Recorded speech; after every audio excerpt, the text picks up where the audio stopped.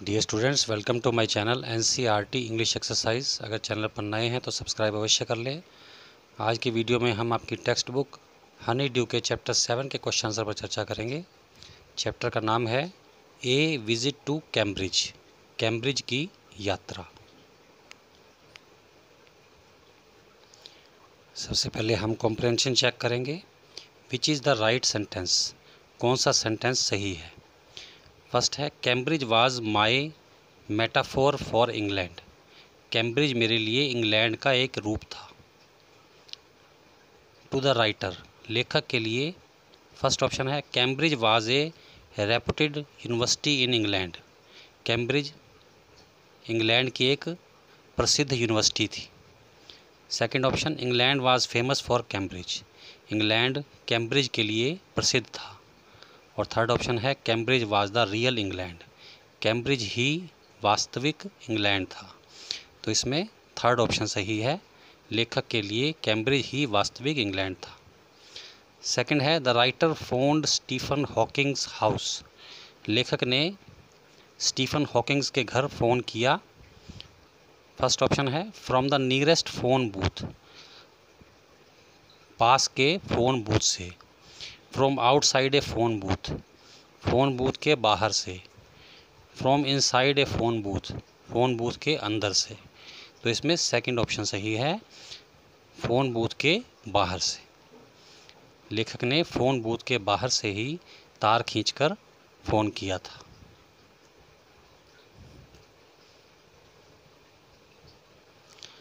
Next है every time he spoke to the scientist. हर बार जब वह साइंटिस्ट से बात करता था, the writer felt guilty because, लेखक को गिल्टी महसूस होता था। बिकॉज क्योंकि फर्स्ट ऑप्शन है he was not sure what he wanted to ask. वह श्योर नहीं था कि उसे क्या पूछना है, वह क्या पूछना चाहता है। सेकंड ऑप्शन है he force the scientist to use his voice synthesiser. वह साइंटिस्ट को मजबूर कर रहा था उसका सिंथेसाइज़र यूज़ करने के लिए। सिंथेसाइज़र का मतलब होता है जो शब्दों को आवाज़ का रूप देता है, उस मशीन को सिंथेसाइज़र कहते हैं। थर्ड ऑप्शन है he was face to face with a legend. वह एक मशहूर हस्ती के सामने बैठा था। तो इसमें सेकंड ऑप्शन सही है, he force the scientist to use his voice synthesiser. वह जाने अनजाने में साइंटिस्ट को अपना सिंथेसाइज़र यूज़ करने के लिए मजबूर कर रहा था। नेक्स्ट है I felt a huge relief in the possibilities of my body. मुझे अपनी शरीर की संभावनाओं को देखकर राहत महसूस हुई। इन द गिवन कॉन्टेक्स्ट, दिए गए संदर्भ में, the highlighted words refer to. जो हाईलाइटेड वर्ड्स हैं उनका मतलब क्या है। Shifting in the wheel chair, wheel chair में इधर उधर शिफ्ट करना। टर्निंग द रिस्ट, कलाई को घुमाना। सेकंड ऑप्शन है स्टैंडिंग अप वॉकिंग, चलना और खड़े होना। स्पीकिंग राइटिंग, बोलना और लिखना। तो इसमें फर्स्ट ऑप्शन सही है, shifting in the wheel chair, turning the wrist. कहने का मतलब यह है कि स्टीफन हॉकिंग तो बिल्कुल भी हिल डुल नहीं सकता था, लेकिन लेखक अपनी व्हील चेयर में बैठे बैठे मूव कर सकता था और अपनी कलाई को भी घुमा सकता था। तो इसलिए फर्स्ट ऑप्शन सही है।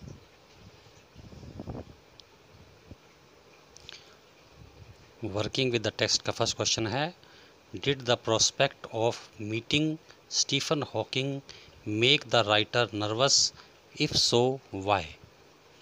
क्या स्टीफन हॉकिंग से मिलने की संभावना से लेखक नर्वस था, घबराया हुआ था। इफ सो, अगर ऐसा था, वाई, क्यों। Answer yes he felt nervous. हाँ, वह नर्वस था। बिकॉज, क्योंकि he was going to meet a great personality and was doubtful whether he would be allowed to meet him for 10 minutes or not. वह एक महान हस्ती से मिलने जा रहा था और उसे संदेह था कि उसे स्टीफन हॉकिंग से 10 मिनट के लिए मिलने भी दिया जाएगा या नहीं।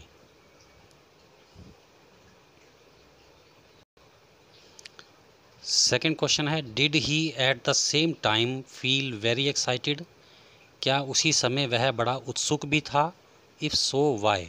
अगर ऐसा था तो क्यों? आंसर, यस, हाँ। At the same time he felt very excited. उसी समय वह बड़ा उत्सुक भी था, बिकॉज क्योंकि he was allowed to meet professor Stephen Hawking for half an our.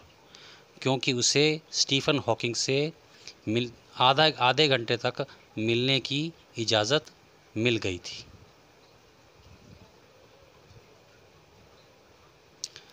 Second question है, guess the first question put to the scientist by the writer. Writer के द्वारा साइंटिस्ट से जो पहला सवाल पूछा गया था उसका अनुमान लगाओ कि वो सवाल कौन सा था।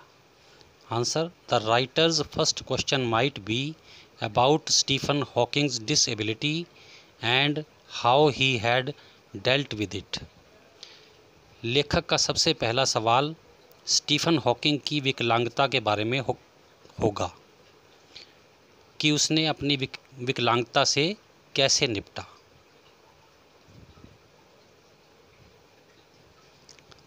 थर्ड क्वेश्चन है, Stephen Hawking said. Stephen Hawking ने कहा, I have had no choice. मेरे पास कोई चॉइस नहीं थी। Does the writer thinks there was a choice? क्या लेखक के विचार में स्टीफन हॉकिंग के पास कोई और चॉइस थी? आंसर, यस, हाँ। द राइटर थॉट दैट, लेखक ने सोचा कि Stephen Hawking had a choice, Stephen Hawking के पास एक चॉइस थी। He could have been depressed about his disability. वह अपनी विकलांगता को लेकर हताश और निराश बैठ सकता था। But he chose to live creatively despite his paralysis. लेकिन उसने अपनी विकलांगता के बावजूद जीवन को रचनात्मक तरीके से जीने के लिए चुना।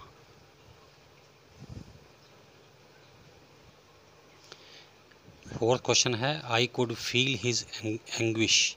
मैं उसकी पीड़ा को महसूस कर सकता था। What could be the anguish? Scientist की पीड़ा क्या थी? Answer, Stephen's anguish was that, Stephen की पीड़ा यह थी कि his mind was full of great ideas. उसका दिमाग महान विचारों से भरा हुआ था। But he couldn't speak them out clearly and forcefully.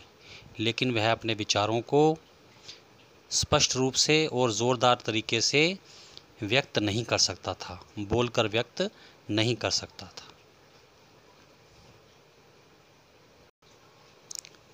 Fifth question है, what endeared the scientist to the writer so that he said he was looking at one of the most beautiful man in the world.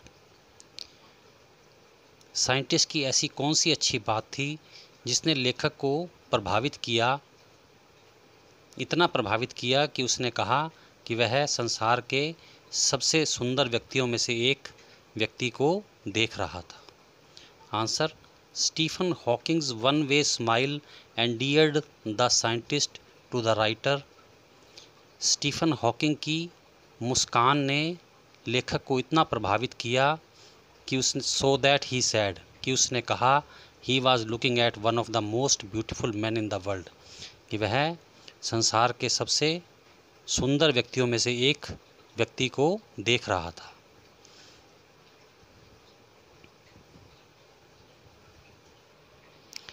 Sixth question है, read aloud the description of the beautiful man. सुंदर व्यक्ति के विवरण को पढ़ो। Which is the most beautiful sentence in the description. और इस विवरण में सबसे अच्छी लाइन कौन सी है? आंसर, द लाइन इज़, वो लाइन इस प्रकार है, before you like a lantern whose walls are worn so thin you glimpse only the light inside is the incandescence of a man। कि आपके सामने जो व्यक्ति बैठा है वो एक ऐसी लालटेन के समान है जिसकी शीशे की दीवारें घिसकर पतली हो गई हैं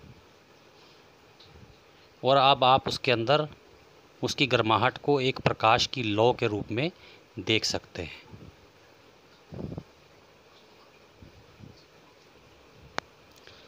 7th क्वेश्चन का फर्स्ट पार्ट है, if the lantern is the man, अगर लालटेन एक व्यक्ति है, what would be its walls be, तो इसकी दीवारें क्या होंगी।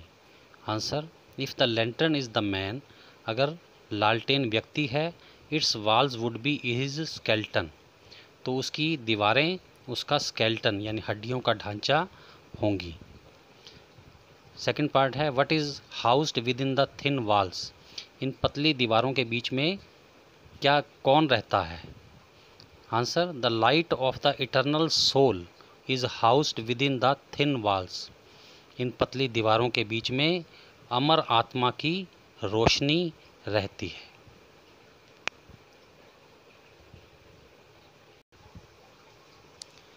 थर्ड पार्ट है, what general conclusion does the writer draw from the comparison, writer इस तुलना से क्या निष्कर्ष निकालता है। Answer, the writer draws the conclusion, लेखक यह निष्कर्ष निकालता है दैट की eternal soul is more important than the body, कि शरीर से अजर अमर आत्मा ज़्यादा महत्वपूर्ण है। 8th क्वेश्चन है, what is the scientist message for the disabled, विकलांग लोगों के लिए साइंटिस्ट का संदेश क्या है। Answer, the scientist message is that, scientist का संदेश यह है कि the disabled should concentrate on what they are good at, कि विकलांग लोगों को उस चीज़ पर ज़्यादा ध्यान देना चाहिए जिसमें वे अच्छे हैं।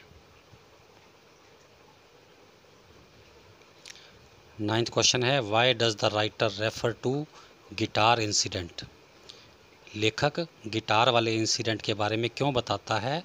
विच आइडिया डज इट सपोर्ट, इससे किस विचार की पुष्टि होती है।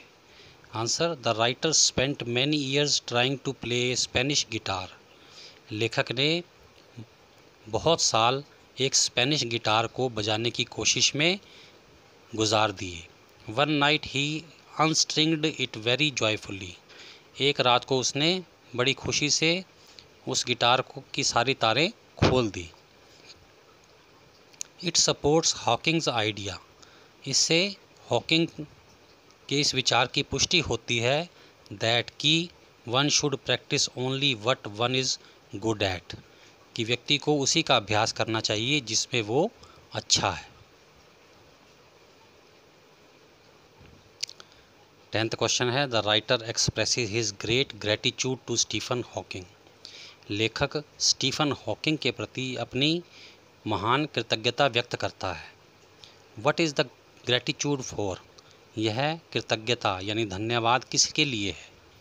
Answer, Stephen Hawking spared time for the writer, Stephen Hawking ने लेखक के लिए समय निकाला। He gave him strength and confidence to be brave and live creatively, उसने लेखक को बहादुर बनने और जीवन को रचनात्मक ढंग से जीने के लिए ताकत और विश्वास दिया। So the writer expresses his gratitude to Stephen Hawking, इसलिए लेखक स्टीफन हॉकिंग के प्रति अपनी कृतज्ञता व्यक्त करता है। 11वां क्वेश्चन है, complete the following sentences taking their appropriate parts from both the boxes below, नीचे लिखे सेंटेंसेस को हमने पूरा करना है और उनके एप्रोप्रिएट पार्ट्स उनके साथ जोड़ने हैं। कहाँ से, ये ए और बी दो बॉक्स दिए गए हैं, इनमें से हमने इनके पार्ट्स को लेकर ये सेंटेंस कंप्लीट करने हैं। फर्स्ट सेंटेंस है, there was his assistant on the line, Stephen Hawking का असिस्टेंट फ़ोन लाइन पर था। एंड आई टोल्ड हिम, और मैंने उसे बताया, I had come in a wheelchair from India, मैं भारत से व्हील चेयर पर आया हूँ। डियर स्टूडेंट्स, इसमें एंड आई टोल्ड हिम हमने बॉक्स ए से लिया है, I had come in a wheelchair from India box B से लिया है। इस तरह हमने इस सेंटेंस को पूरा किया है।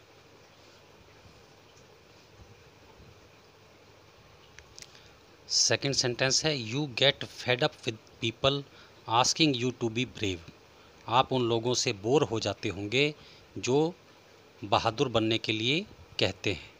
एज इफ़, जैसे कि, you have a courage account, जैसे कि आपने साहस का कोई खाता खोल रखा है।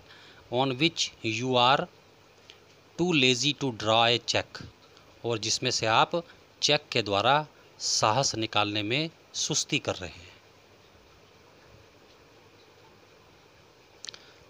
थर्ड है, there he was tapping at a little switch in his hand. वहाँ स्टीफन हॉकिंग अपने हाथ में एक छोटे स्विच पर टैपिंग कर रहे थे, यानी अपनी उंगलियों से टैपिंग कर रहे थे। Trying to find the words on his computer, अपने कंप्यूटर पर वर्ड्स तलाश करने के लिए। फोर्थ है, you look at his eyes, आप उनकी आँखों की तरफ देखिए। विच कैन स्पीक, जो बोल सकती हैं। And they are saying something huge and urgent, और वे कुछ बड़ा और महत्वपूर्ण कहना चाह रही हैं। It is hard to tell what, लेकिन यह कहना मुश्किल है कि वह क्या कहना चाह रही हैं।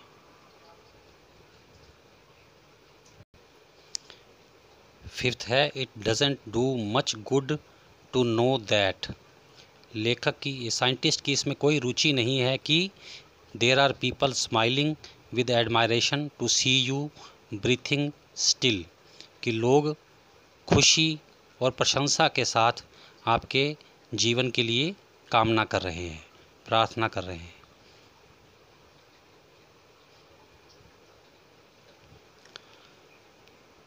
डियर स्टूडेंट्स, इसी के साथ आज का वीडियो समाप्त होता है। वर्किंग विद लैंग्वेज के क्वेश्चन आंसर हम अगले वीडियो में करेंगे। Thanks for watching. God bless you.